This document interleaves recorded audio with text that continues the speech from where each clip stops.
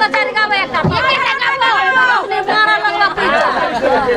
আবার ছোট না হয় একে খাই না একটা বলে একটা ইয়র করো একটা ইয়র আরে বলা বাবা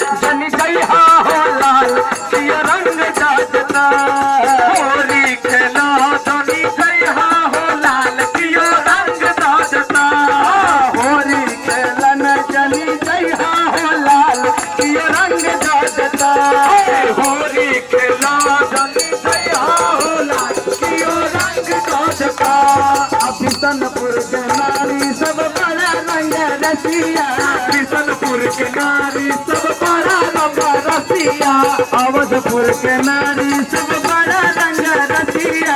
अवधपुर के नारी सब बड़ा रंग रसिया साड़ी पहना के नचता हो लाल किया रंग दादता साड़ी पहना के नचता हो लाल किया रंग दादता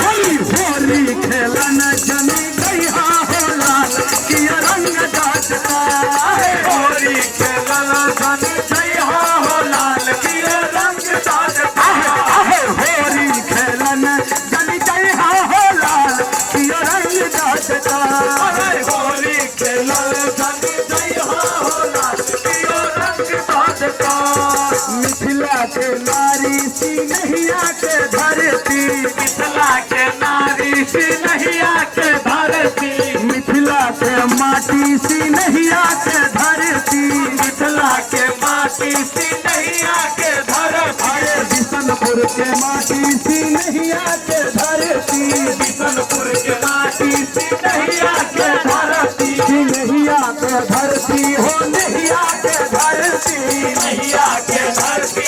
नैया के धरती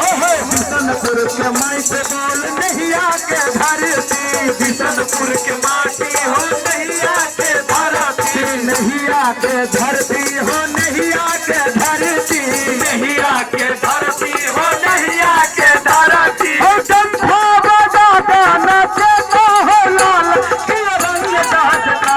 हो चंपा बजाता नचता हो लाल के रंग दादता हो चंपा बजाता नचता हो लाल के रंग दादता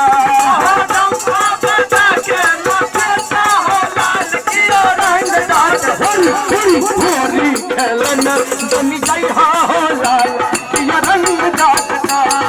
होली खेलन जल जय हो लाल के रंग दादता होली खेलन जनी जय हो लाल के रंग दादता होली खेलन जनी जय हो लाल के रंग दादता हो रंग दादता हो वीर दादता हो गुलाल दादता रंग दादता हो या वीर दादता हो गुलाल दादता रंग दादता हो अबीर दादता हो गुलाल दादता रंग दादता हो